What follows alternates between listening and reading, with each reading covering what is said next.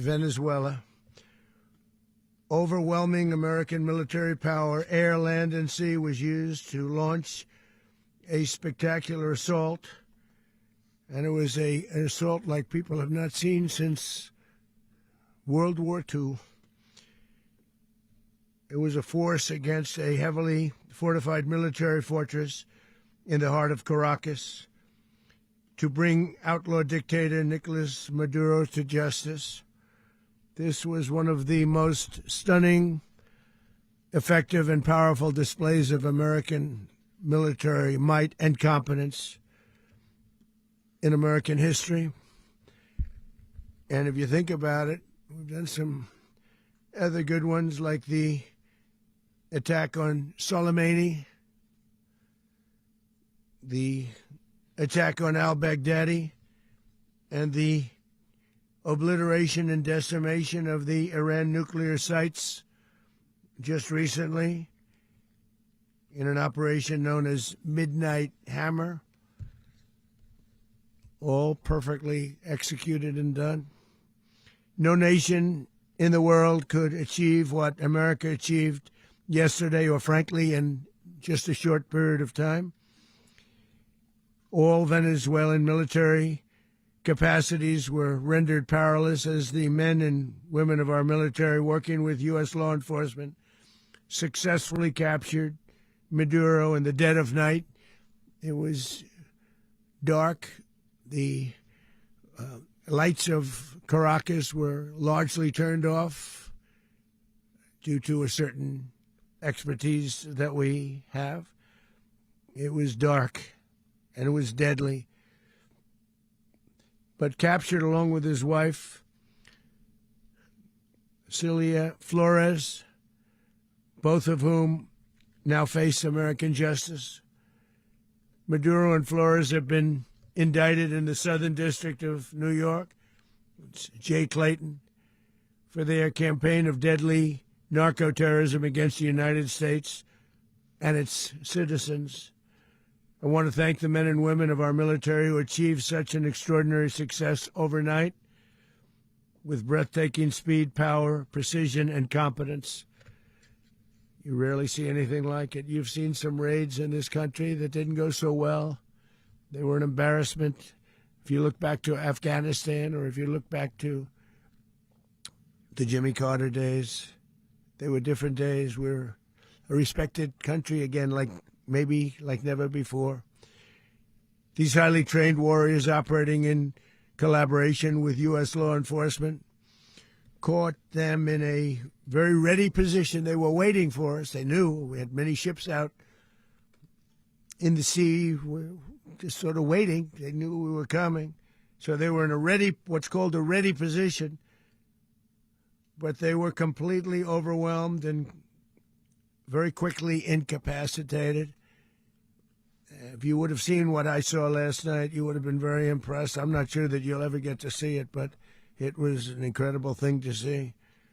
Not a single American service member was killed, and not a single piece of American equipment was lost.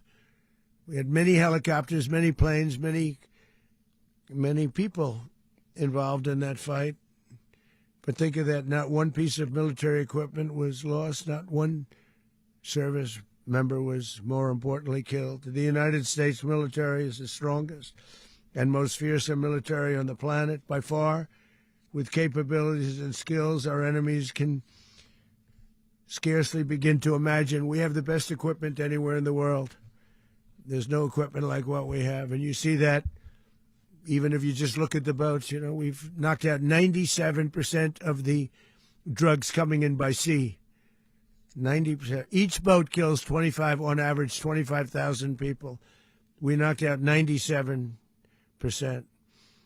And those drugs mostly come from a place called Venezuela.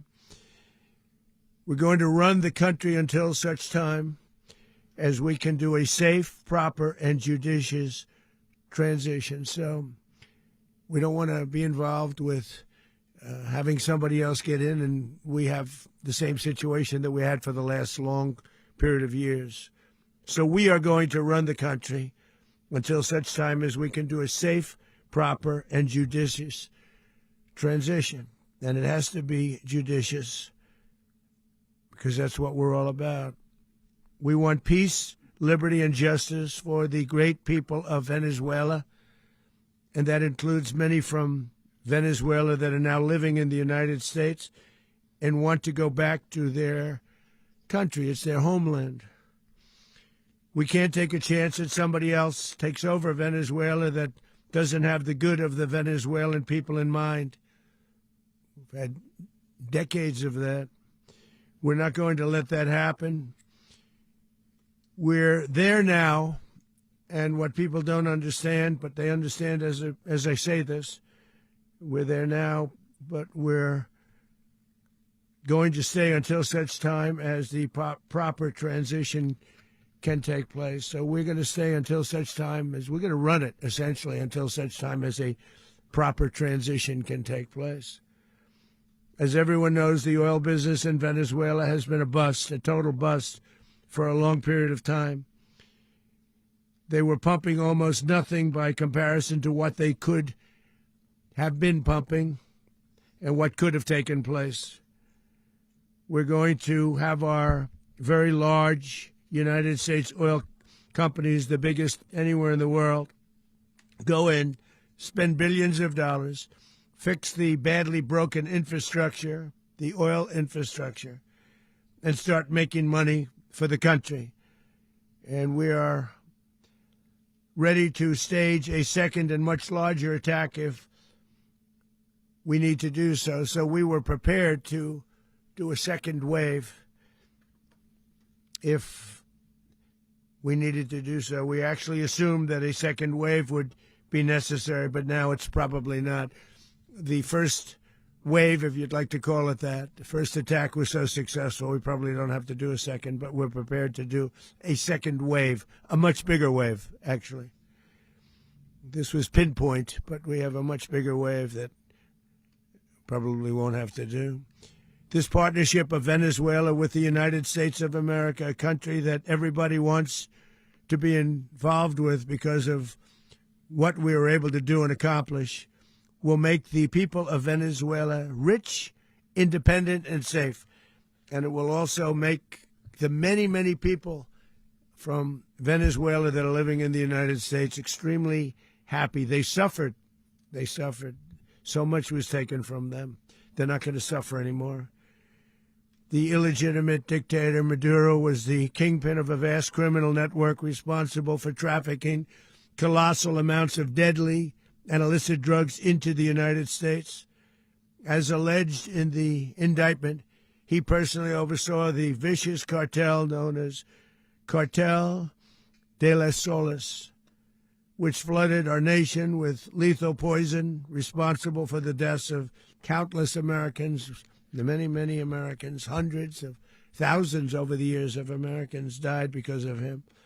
Maduro and his wife will soon face the full might of American justice and stand trial on American soil. Right now, they're on a ship. They'll be heading to, ultimately, New York, and then a decision will be made, I assume, between New York and Miami or Florida. But we have people where the overwhelming evidence of their crimes will be presented in a court of law. And I've seen it. I've seen what we have. It's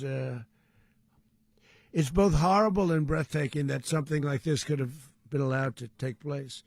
For many years after his term as president of Venezuela expired, Maduro remained in power and waged a ceaseless campaign of violence, terror, and subversion against the United States of America, threatening not only our people, but the stability of the entire region.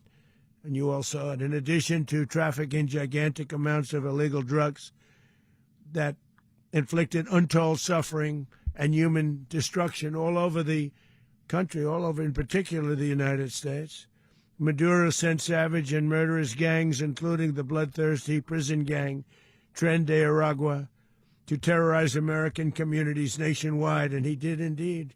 They were in Colorado. They took over apartment complexes. They cut the fingers off people if they call police. They were brutal, but they're not so brutal now. And I just have to congratulate our military, Pete and everybody, and our National Guard, because the job that they've done, whether it's in Washington, D.C., where we have a totally safe city, where it was one of the most unsafe cities anywhere in the world, frankly, and now we have no crime in Washington, D.C. We haven't had a killing. We had the terrorist attack a few weeks ago, a little bit of a different kind of a threat, but we haven't had a killing in a long period of time, 6-7 months. We used to have two, on average, 2 a week in Washington, our capital. We don't have that anymore. The restaurants are opening. Everyone's happy. They're going, they're walking their daughters, they're walking their children, their wives. They walk to restaurants. Restaurants are opening all over Washington, D.C. So I want to thank the National Guard. I want to thank our military. And I want to thank law enforcement. Been amazing. And they should do it with more cities. We're doing it, as you know, and we're doing it in Memphis, Tennessee right now, and crime is down. We've just sort of started a few weeks ago, but crime is down now 77%. And the governor of Louisiana called, great person, and he wanted us to help him, as you know, in a certain very nice part of Louisiana. And we have done that. And it was a rough section, and we have crime down. I understand it's down to almost nothing already after 2.5 weeks. New Orleans, it's down to almost nothing, and we've only been there for 2.5 weeks. Can't imagine why governors wouldn't want us to help. We also helped, as you know, in Chicago, and crime went down a little bit there. We did a very small help because we had no working ability with the governor. The governor was a disaster, and the mayor was a disaster, but it knocked down crime. But we're pulling out of there. When they need us, we'll know. You'll know. You'll be writing about it. And likewise, Los Angeles, where we saved Los Angeles early on, where the head of the police department made a statement that if the federal government didn't come in, we would have lost Los Angeles. That's long after the fires. That's when they had the riots in Los Angeles. We did a great job. Got no credit for it whatsoever, but that's okay. It doesn't matter. We don't need the credit. But we'll be pulling out when they need us. They'll call, or we'll go back if we have to. We'll go back. But we did a great job in various cities. But the place that we're very proud of is Washington, D.C., because it's our nation's capital. We took it from being a crime-ridden mess to being one of the safest cities in the country. But the gangs that they sent raped, tortured, and murdered American women and children. They were in all of the cities I mentioned, Tren de Aragua. And they were sent by Maduro to terrorize our people, and now Maduro will never again be able to threaten an American citizen or anybody from Venezuela. There will no longer be threats. For years I've highlighted the stories of those innocent Americans whose lives were so heartlessly robbed by this Venezuelan terrorist organization. Really one of the worst. One of the worst, they say the worst. Americans like 12-year-old Jocelyn Nungari from Houston. Beautiful Jocelyn Nungari, what happened to her? They, as you know, they kidnapped, assaulted, and murdered by Tren de Aragua animals. They murdered Jocelyn and left her dead under the bridge. There was a bridge that will never be the same to so many people after seeing what happened. As I've said many times, the Maduro regime emptied out their prisons, sent their worst and most violent monsters into the United States to steal American lives. And they came from mental institutions and insane asylums. They came from prisons and jails. The reason I say both, they sound similar. Actually, prisons a little bit more hostile, a little bit tougher. A mental institution isn't as tough as an insane asylum, but we got them both. They sent from their mental institutions. They sent from their jails, prisons. They were drug dealers. They were drug kingpins. They sent everybody bad into the United States, but no longer. And we have now a border where nobody gets through. In addition, Venezuela unilaterally seized and stole American oil, American assets, and American platforms, costing us billions and billions of dollars. They did this a while ago, but we never had a president that did anything about it. They took all of our property. It was our property. We built it. And we never had a president that decided to do anything about it. Instead, they fought wars that were 10,000 miles away. We built Venezuela oil industry with American talent, drive, and skill, and the socialist regime stole it from us during those previous administrations, and they stole it through force. This constituted one of the largest thefts of American property in the history of our country. Considered the largest theft of property in the history of our country. Massive oil infrastructure was taken like we were babies, and we didn't do anything about it. I would have done something about it. America will never allow foreign powers to rob our people or drive us back into and out of our own hemisphere. That's what they did. Furthermore, under the now deposed dictator Maduro, Venezuela was increasingly hosting foreign adversaries in our region and acquiring menacing offensive weapons that could threaten U.S. interests and lives. And they used those weapons last night. Potentially in league with the cartels operating along our border. All of these actions were in gross violation of the core principles of American foreign policy, dating back more than 2 centuries, and not anymore. All the way back, it dated to the Monroe Doctrines, and the Monroe Doctrine is a big deal, but we've superseded it by a lot, by a real lot. They now call it the Donroe Document. I don't know. It's Monroe Doctrine. We sort of forgot about it. It was very important, but we forgot about it. We don't forget about it anymore. Under our new national security strategy, American dominance in the Western Hemisphere will never be questioned again. Won't happen. So just in concluding, for decades, other administrations have neglected or even contributed to these growing security threats in the Western Hemisphere. Under the Trump administration, we are reasserting American power in a very powerful way in our home region. And our home region is very different than it was just a short while ago. The future will be, and we did this in my first term. We had great dominance in my first term, and we have far greater dominance right now. Everyone's coming back to us. The future will be determined by the ability to protect commerce and territory and resources that are core to national security. These are core to our national security. Just like tariffs are, they've made our country rich, and they've made our national security strong, stronger than ever before. But these are the iron laws that have always determined global power, and we're going to keep it that way. We will secure our borders. We will stop the terrorists. We will crash the cartels, and we will defend our citizens against all threats, foreign and domestic. Other presidents may have lacked the courage or whatever to defend America, but I will never allow terrorists and criminals to operate with impunity against the United States. This extremely successful operation should serve as warning to anyone who would threaten American sovereignty or endanger American lives. Very importantly, the embargo on all Venezuelan oil remains in full effect.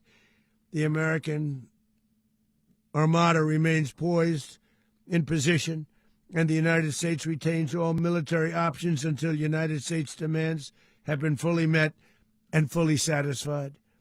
All political and military figures in Venezuela should understand what happened to Maduro can happen to them, and it will happen to them if they aren't just, fair, even to their people. The dictator and terrorist, Maduro, is finally gone, and Venezuela people are free. They're free again. It's been a long time for them, but they're free. America is a safer nation this morning. It's a prouder nation this morning because it didn't allow this horrible person, and this country that was doing very bad things to us, it didn't allow it to happen. And the Western Hemisphere is right now a much safer place to be. So I want to thank everybody for being here. I want to thank General Raisin Cain. He's a fantastic man. I've worked with a lot of generals. I worked with some I didn't like. I worked with some I didn't respect.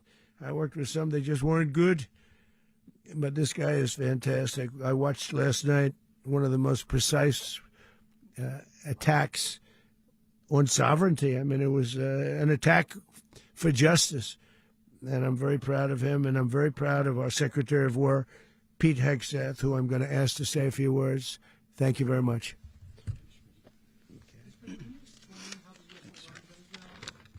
Well, thank you, Mr. President. Finally, a commander-in-chief the world respects and the American people deserve. And as the President said, words can barely capture the bravery and the power and the precision of this historic operation. A massive joint military and law enforcement raid flawlessly executed by the greatest Americans our country has to offer. American warriors are second to none, the best in the world and the best of our country. What all of us witnessed last night was sheer guts and grit, gallantry, and glory of the American warrior. I'm simply humbled by such men, and I tip my hat to our chairman, Dan Raisin Cain, and all those Americans who stood watch last night. Our warriors are the elite of America, and again, President Trump has your back. No other country on planet Earth, and it's not even close, could pull this kind of operation off. And no other president has ever shown this kind of leadership, courage, and resolve, the most powerful combination the world has ever seen. As the president said, our adversaries remain on notice. America can project our will anywhere, anytime. The coordination, the stealth, the lethality, the precision, the very long arm of American justice, all on full display in the middle of the night. Nicolás Maduro had his chance, just like Iran had their chance, until they didn't and until he didn't. He effed around, and he found out. President Trump is deadly serious about stopping the flow of gangs and violence to our country, deadly serious about stopping the flow of drugs and poison to our people, deadly serious about getting back the oil that was stolen from us, and deadly serious about reestablishing American deterrence and dominance in the Western Hemisphere. This is about the safety, security, freedom, and prosperity of the American people. This is America first. This is peace through strength. And the United States War Department is proud to help deliver it. Welcome to 2026. And under President Trump, America is back. I'd like to welcome now our chairman, Chairman Raisin Cain, to give a few more details about the operation. Mr. Chairman. Thank you, Mr. Secretary. Thank you, Mr. President, and good morning. Last night, on the order of the President of the United States and in support of a request from the Department of Justice, as the President said, the United States military conducted an apprehension mission in Caracas, Venezuela, to bring to justice two indicted persons, Nicolás and Cecilia Maduro. This operation, known as Operation Absolute Resolve, was discreet, precise, and conducted during the darkest hours of January 2nd and was the culmination of months of planning and rehearsal, an operation that, frankly, only the United States military could undertake.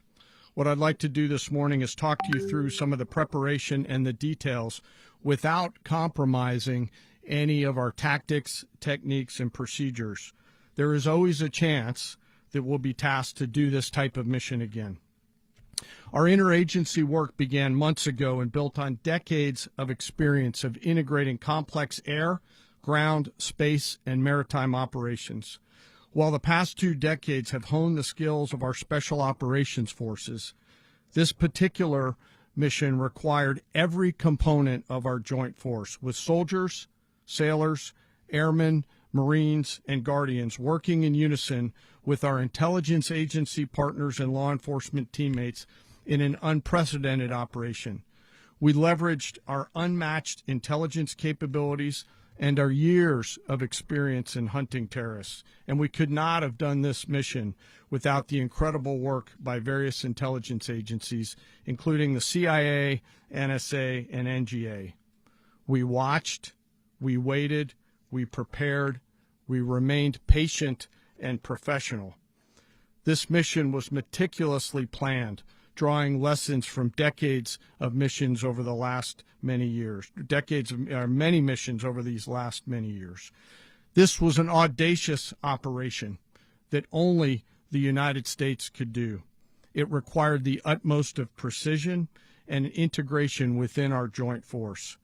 And the word integration does not explain the sheer complexity of such a mission. An extraction so precise it involved more than 150 aircraft launching across the Western Hemisphere in close coordination, all coming together in time and place to layer effects for a single purpose: to get an interdiction force into downtown Caracas while maintaining the element of tactical surprise. Failure of one component of this well-oiled machine would have endangered the entire mission, and failure is never an option for America's joint force. Those in the air over Caracas last night were willing to give their lives for those on the ground and in the helicopters. Let me talk a little bit about the preparation. After months of work by our intelligence teammates to find Maduro and understand how he moved, where he lived, where he traveled, what he ate, what he wore, what were his pets, in early December, our force was set pending a series of aligned events. Key was choosing the right day to minimize the potential for civilian harm and maximize the element of surprise, and minimize the harm to the indicted personnel so, as the president said, they could be brought to justice. And as the president said earlier today, weather in Venezuela is always a factor this time of the year. And over the weeks through Christmas and New Year's, the men and women of the United States military sat ready, patiently waiting for the right triggers to be met and the president to order us into action. Last night, the weather broke just enough, clearing a path that only the most skilled aviators in the world could maneuver through. Ocean, mountain, low cloud ceilings, but when tasked with a mission, this organization does not quit. At 10:46 p.m. Eastern Time last night, the president ordered the United States military to move forward with this mission. He said to us, and we appreciate it, Mr. President, good luck and Godspeed. And those words were transmitted to the entire joint force. Over the course of the night, aircraft began launching from 20 different bases on land and sea across the Western Hemisphere. In total, more than 150 aircraft, bombers, fighters, intelligence, reconnaissance, surveillance, rotary wing were in the air last night. Thousands and thousands of hours of experience were airborne. Our youngest crew member was 20, and our oldest crew member was 49, and there's simply no match for American military might. As the night began, the helicopters took off with the extraction force, which included law enforcement officers, and began their flight into Venezuela at 100 feet above the water. As they approached Venezuelan shores, the United States began layering different effects provided by Spacecom, Cybercom, and other members of the interagency to create a pathway. Overhead, those forces were protected by aircraft from the United States Marines, the United States Navy, the United States Air Force, and the Air National Guard. The force included F-22s, F-35s, F-18s, EA-18s, E-2s, B-1 bombers, and other support aircraft, as well as numerous remotely piloted drones. As the force began to approach Caracas, the Joint Air Component began dismantling and disabling the air defense systems in Venezuela, employing weapons to ensure the safe passage of the helicopters into the target area. The goal of our air component was, and always will be to protect the helicopters and the ground force and get them to the target and get them home.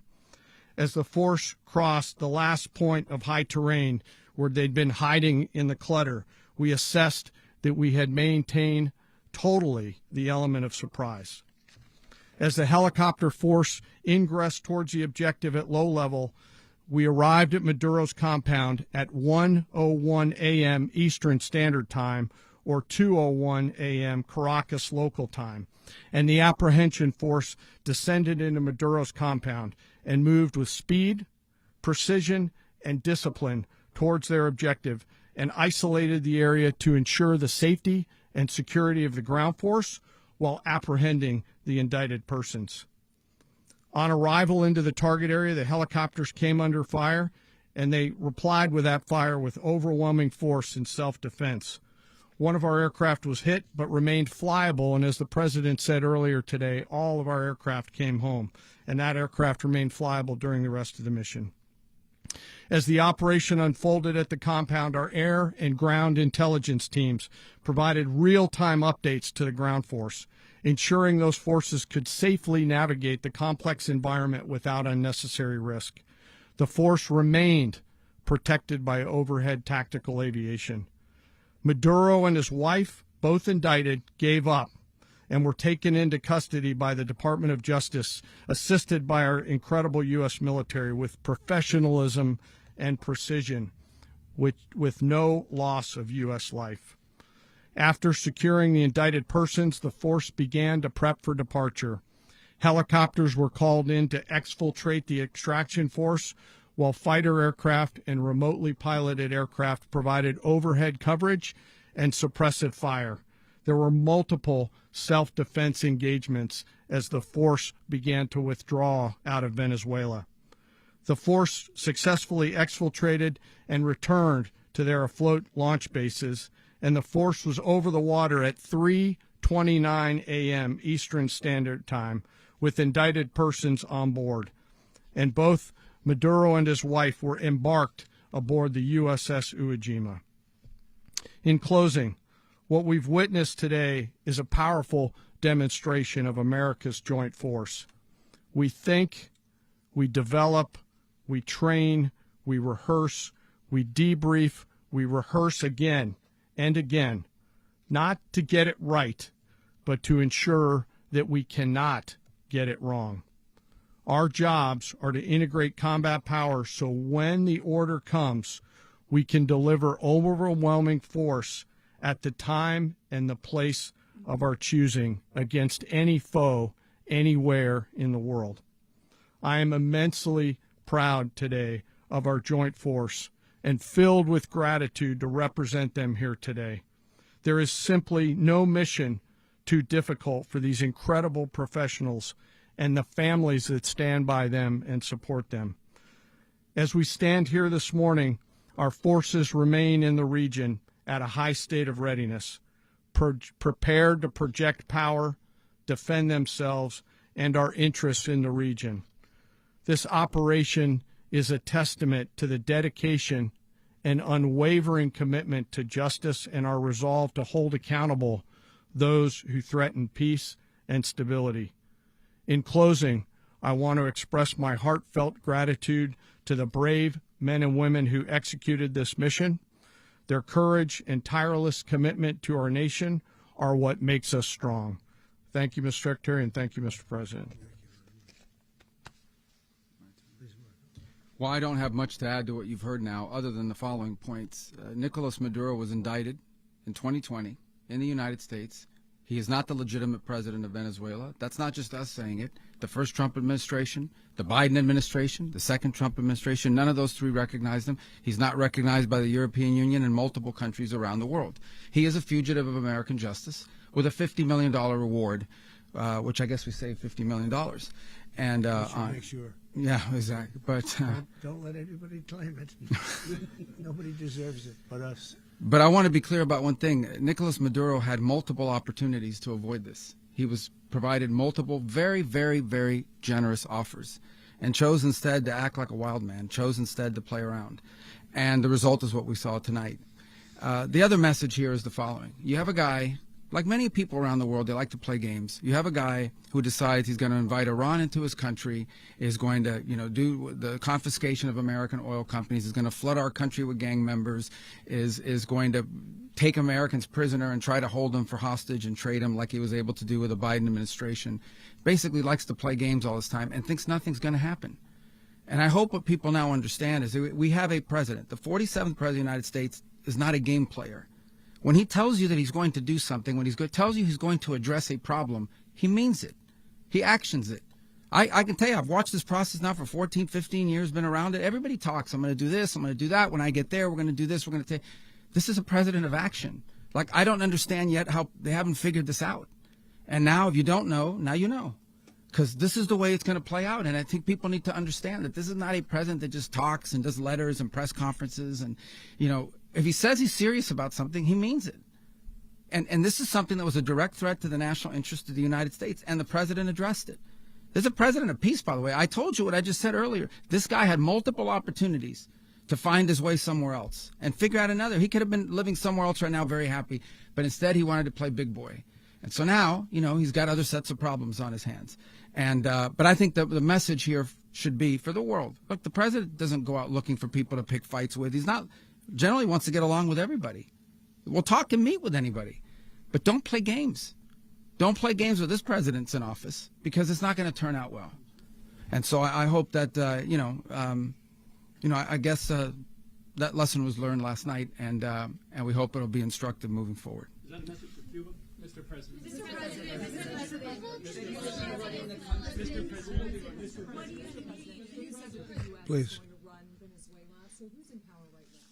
Well, we're going to be running it with a group, and we're going to make sure it's run properly. We're going to rebuild the oil infrastructure, which will cost billions of dollars. It'll be paid for by the oil companies directly. They will be reimbursed for what they're doing, but that's going to be paid.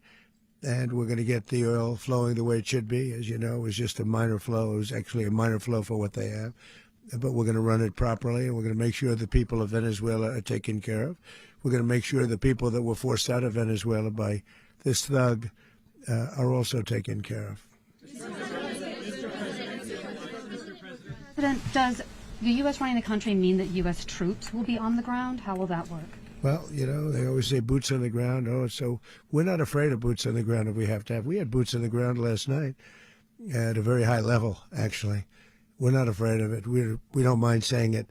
But we're going to make sure that that country is run properly. We're not doing this in vain. This is a very dangerous attack. This is an attack that could have gone very, very badly. Could have gone very badly. We could have lost a lot of people last night. We could have lost a lot of dignity. We could have lost a lot of equipment. The equipment is less important, but we could have lost a lot. And we're going to make sure that this is proper. We're there now. We're ready to go again if we have to. We're going to run the country right. It's going to be run very judiciously, very fairly. It's going to make a lot of money. We're going to give money to the people. We're going to reimburse people that were taken advantage of. We're going to take care of everybody. It's very important. We couldn't let them get away with it. They stole our oil. We built that whole industry there, and they just took it over like we were nothing. And we had a president that decided not to do anything about it. So we did something about it. We're late, but we did something about it. Yeah, please. Mechanism by which you're going to run the country? Are you going to designate a U.S. official to coordinate? Yes, it's all being done right now. We're designating people. We're talking to people. We're designating various people, and we're going to let you know who those people are. Would run Venezuela? Well, it's largely going to be for a period of time the people that are standing right behind me. We're going to be running it. We're going to be bringing it back. It's a dead. I talk about a dead country.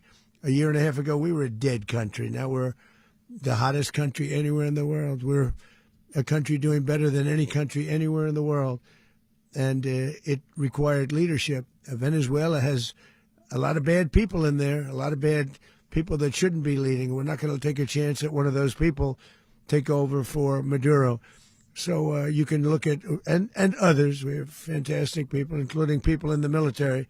So we're going to have a group of people running it until such time as it can be put back on track, make a lot of money for the people, and give people a great way of life, and also reimbursement for people in our country that were forced out of Venezuela. Rubio would be. You said earlier today that you weren't going to back Machado to come back and be the opposition leader in your Fox and Friends interview. And then you also mentioned the vice president of Venezuela. Are you going to work with the vice president of Venezuela, or how do you foresee the relationship Well, going? I understand she was just sworn in, but she was, as you know, picked by Maduro. So Marco's working on that directly. He just had a conversation with her, and she's essentially willing to do what we think is necessary to make Venezuela great again. Very simple. Mr. President, Colombian President Gustavo Petro, a couple weeks ago, he said he's got to watch his ass. And today he said he's not concerned about anything happening to him in the aftermath of this operation. So just what your message is Well, about he that. has cocaine mills. He has factories where he makes cocaine. And, yeah, I think I stick by my first statement. He's making cocaine. They're sending it into the United States. So he does have to watch his ass. Mr. President, did you notify any members of Congress in advance? Marco, do you want to talk about that? Because you were involved in it. Sure. We call members of Congress immediately after. This was not the kind of mission that you can do congressional notification on. It was a trigger-based mission in which conditions had to be met night after night. We watched and monitored that for a number of days. So it's just simply not the kind of mission you can call people and say, hey, we may do this at some point in the next 15 days. But it's largely a law enforcement function. Remember, at the end of the day, at its core, this was an arrest of 2 indicted fugitives of American justice, and the Department of War supported the Department of Justice in that job. Now, there are broader policy implications here, but it's just not the kind of mission that you can pre-notify because it endangers the mission. Plus, if I could add one thing to that, Congress has a tendency to leak. This would not be good. If they leaked, General, I think it would have been maybe a very different result. But I have to say, they knew we were coming at some point, We had a lot of ships out there. They sort of knew we were coming. We went there. But Congress will leak, and we don't want leakers. People to watch this all play out live. What was Maduro doing when the U.S. forces entered what I assume would be his home? And also, was there any point where the U.S. was considering if Maduro pushed back or resisted killing Maduro? It could have happened. It could have happened. He was trying to get into a safe place. You know what a safe place is, all steel. And he wasn't able to make it to the door because our guys were so fast. They went through the opposition so fast. And there was a lot of opposition. People were wondering, do we get them by surprise? Sort of surprised, but they were waiting for something. It was a lot of opposition. There was a lot of gunfire. You saw some of it today. But he was trying to get to a safe place, which wasn't safe because we would have had the door blown up in about 47 seconds, they say on average, regardless of how thick the steel was. It was a very thick door. It was a very heavy door, but he was unable to get to that door. He made it to the door. He was unable to close it. Go ahead, finish. To be in the time being right now. Do you know his exact Well, whereabouts? eventually, ultimately, in the near future, he's going to be brought to New York. And where is he going to be held? Where is he going to be held in New York? Do you know? That's going to be up to the officials that do these things. Mr. President, the U.S. has something of a mixed track record of ousting dictators without necessarily a plan for what comes afterwards. Not with Did me. that weigh on your decision? Well, that's when we had different presidents, but with me, that's not true. With me, we've had a perfect track record of winning. We win a lot, and we win. If you look at Soleimani, you look at al-Baghdadi, you look at the Midnight Hammer. Midnight Hammer was incredible. Right now, you wouldn't have peace in the Middle East. We have essentially peace in the Middle East because of that. If we weren't successful with Midnight Hammer, you wouldn't have peace in the Middle East. So, with me, you've had a lot of victory. You've had only victories. You've had no losses. Yeah. How long do you expect the U.S. to run Venezuela, and how soon do you want Venezuelan people to hold elections? So I'd like to do it quickly, but it takes a period of time. We're rebuilding. We have to rebuild their whole infrastructure. The infrastructure is rotted.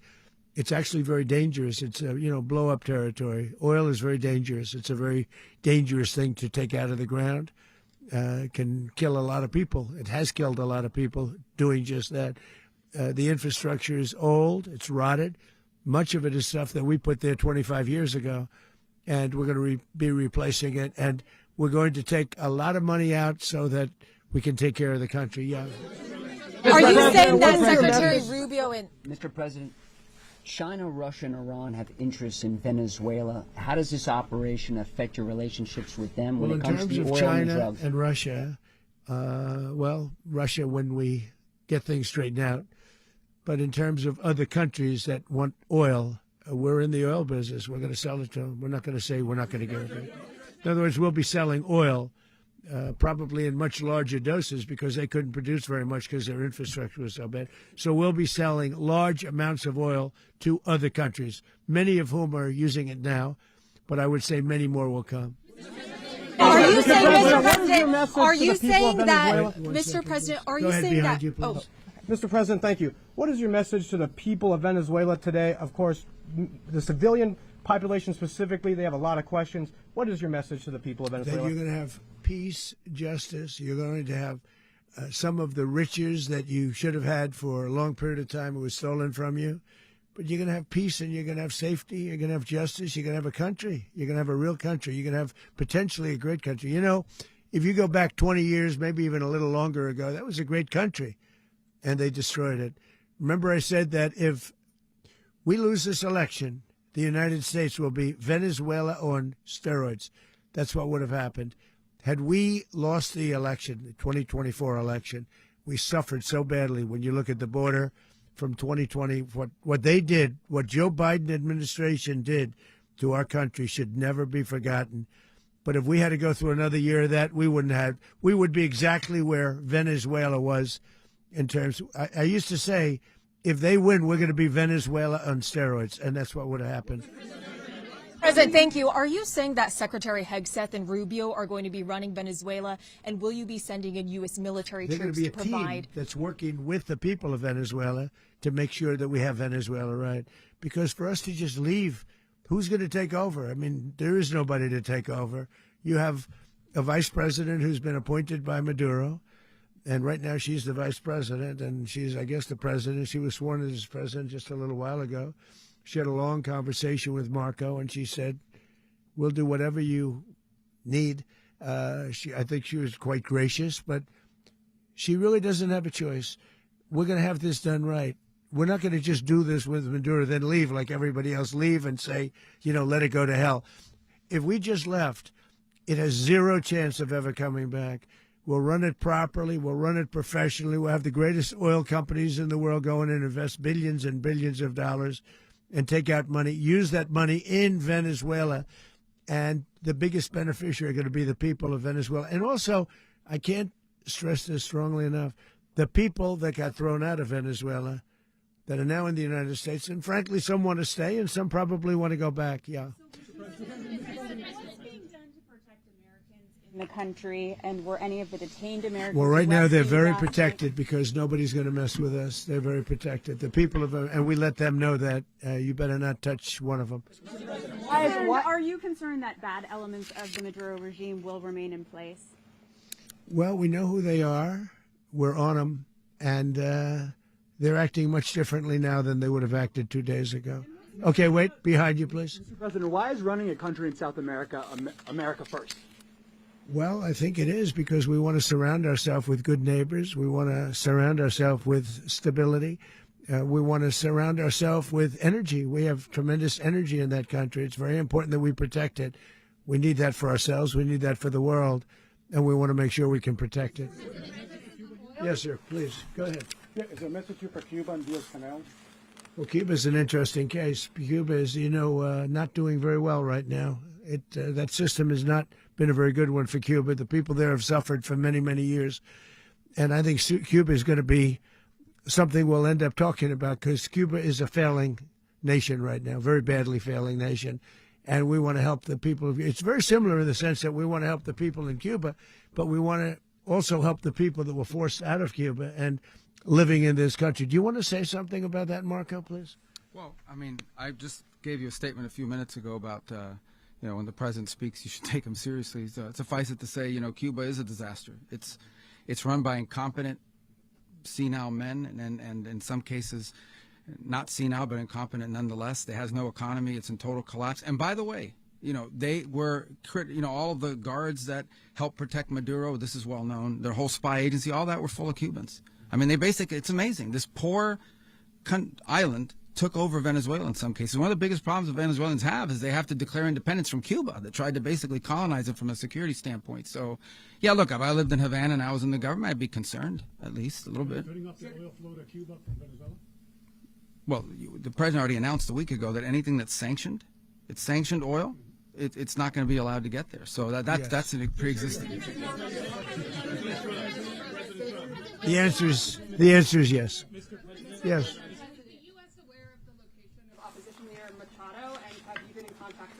No, we haven't. No, we haven't. Mr. President. Mr. President, on Monday. Oh, I think it would be very tough for her to be the leader. She doesn't have the support within or the respect within the country. She's a very nice woman, but she doesn't have the respect to be the Mr. leader. President, is it possible that the U.S. ends up administrating Venezuela for years? Well, it won't cost us anything because the money coming out of the ground is very substantial, so it's not going to cost us anything. We will. Well, we want safety there. We want to be surrounded by countries that aren't housing all of our enemies all over the world. That's what was happening, and you don't want to have that. But we're going to be rebuilding, and we're not spending money. The oil companies are going to go in. They're going to spend money. We're going to take back the oil that, frankly, we should have taken back a long time ago. A lot of money is coming out of the ground. We're going to get reimbursed for all of that. We're going to get reimbursed for everything that we spend. So it's going to be a very important. This is a very big evening that took place last night. We have to be surrounded by safe, secure countries, and we also have to have energy. Very important. We have to have energy that's real energy, not where they're getting 4% and 5% of the energy out of the ground. You take a look. It was such a disaster. So what's going to happen with Venezuela, I think, over the next period of a year, is going to be a great thing, and the people of Venezuela will be the biggest beneficiaries. Going to send in the U.S. military. Mr. President, thank you. What did you last speak to Maduro about when you spoke? And is the Well, US I don't want to get at war into with the Venezuela? conversations, but I did have conversations with him, and I said, you got to surrender. And I actually thought he was pretty close to doing so, but now he wished he did, yeah. You said that Maduro is responsible for drug trafficking. You recently pardoned the former president of Honduras, who was convicted of many drug trafficking. Can you explain how these two situations are different? And would you ever pardon Maduro? I endorsed, as you know, the winning president, the man who won in Honduras. I endorsed the man who won in Chile. I endorsed the man who won in Argentina. And we are doing very well with that whole group. What the man that I pardoned was, if you could equate it to us, he was treated like the Biden administration treated a man named Trump. That didn't work out too well for them. This was a man who was persecuted very unfairly. He was the head of the country. He was persecuted very unfairly. And there are a number of them. And we felt that it was a very unfair situation that happened to him. He's also a party member of the man who won. So obviously the people liked what I did. And one of the reasons that was done is because of the fact that the party in power felt very strongly that that man was treated very badly. I studied it very quickly, and then I studied it in great detail. I went to a lot of the people standing behind me, and they felt that that man was persecuted and treated very badly. That's why I gave him a pardon. You referenced boots on the ground earlier. Can you just sort of button this up? Do you envision the U.S. military having a presence in Venezuela as the U.S. runs that country? No, we're going to have a presence in Venezuela as it pertains to oil, because we have to have, we're sending our expertise in. So you may need something, not very much. But no, we're going to be taking out a tremendous amount of wealth out of the ground. And that wealth is going to the people of Venezuela and people from outside of Venezuela that used to be in Venezuela. And it goes also to the United States of America in the form of reimbursement for the damages caused us by that country. So I want to thank you all very much. Thank you. Do you have one? Yes, please. You were so nice before. I'm going to give you the final question. Go ahead. Thank you, Mr. Unless President. it's a bad question, in It's which about case I'll Putin. go one word. It's about who? It's about Putin, if you want. About Putin. Well, that's Okay. always nice You had to a talk phone- about Putin. You had a phone call with him Yeah. on Monday. Did he talk at all about Maduro? Did y'all talk about this? No, we didn't. And We then- never spoke about Maduro. Are you mad at him right now? I mean, there's this I'm not intelligence. thrilled with Putin. I'm not thrilled with Putin. He's killing too many people. I thought that would be so. I settled 8 1/4 war. You know what the 1 quarter was? Thailand and Cambodia. I did it again. They broke out, and I did it in about 5 hours, and I settled it. I'm giving myself 1 quarter, so I'm up to now 8 1/4. In other words, I settled the war, but then they broke out. They had a pretty bad breakout over the last 4 days. I got them to go back to peace, so I only give 1 quarter. I thought the easiest one would be, one of the easier ones would be Russia, Ukraine. It's not, and they both have done some pretty bad things. And look, that's Biden's war. That's not my war. But I want to stop the lives. Did you see where last month, 30,000, it was 27,000 the month before. 30,000, mostly soldiers, were killed this last month. 30,000. I want to stop that. You know, I got NATO to pay 5% instead of the 2% that they weren't paying. They weren't paying 2%, now they pay 5%. And we send them a lot of munitions. We send them a lot of things, missiles and various other things, a lot. And they pay. The United States is not losing money. We're probably making money on that. It's the last thing I care about. I just want to stop all those people. We're losing 25,000, 30,000 human beings that come from 2 places that are very far away. But if I can stop, because it's something I've been pretty good at doing, deals, I guess. It's all a deal. Life is a big deal. But if I can stop that war and stop 30,000 young people, in addition to the fact that people are being killed in Kiev, people are being killed in other cities throughout, a much smaller number, but they're being killed, viciously killed. So I'm not happy about it. I thought that would be something that would get solved.